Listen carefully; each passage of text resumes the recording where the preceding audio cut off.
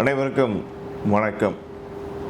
இன்று நம்முடைய தமிழ்நாடு பான்புரோக்கர் அசோசியேஷனை பற்றி நம்ம பேச இருக்கோம். நிறைய பேர் கேட்குறாங்க, இந்த தமிழ்நாடு பான்புரோக்கர் அசோசியேஷனில் என்னெல்லாம் நம்ம பண்ணிகிட்ருக்கோம் அப்படிங்கிறத கேட்குறாங்க. முதல் கட்டமாக இந்த சங்கம் ஏன் தோற்றுவிக்கப்பட்டது, சங்கத்துடைய நோக்கம், சங்கத்துடைய செயல்பாடு, இதை பற்றி நம்ம பேச இருக்கிறோம். அதுக்கு முன்னாடி பார்த்தீங்க அப்படின்னா, தமிழ்நாடு பான்புரோக்கர் அசோசியேஷன் இந்த அடகு வணிகத்தை பொறுத்தவரை எப்போ தொடங்குச்சு அப்படின்னா, 1000 ஆண்டு காலத்துக்கு முன்பே இந்த அடகு வணிகம் உலகம் முழுவதும் தொடங்கி, வங்கிகள் தொடங்கப்பட்ட காலத்துக்கு முன்பே வங்கிகளுக்கெல்லாம் முன்னோடி இந்த அடகு வணிகம். இந்த அடகு வணிகம் தான் ஒரு காலகட்டத்தில் ஒரு நாட்டினுடைய பொருளாதாரத்தை, கட்டமைப்பை உள்ளடக்கி கொண்டு வந்தது.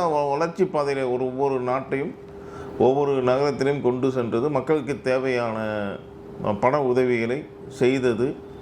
ஒவ்வொரு அடகு வணிகமும் ஒரு வங்கி போல் செயல்பட்டு நாட்டினை மிகப்பெரிய ஒரு பொருளாதார முன்னேற்றத்துக்கு கொண்டு சென்றது.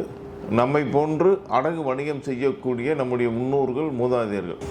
அத்தகைய பாரம்பரியமிக்க அடகு வணிகத்தை பாதுகாப்பது நம்முடைய தமிழ்நாடு அளவிலான பான்புரோக்கர் அசோசியேஷனுடைய முதல் கடமை.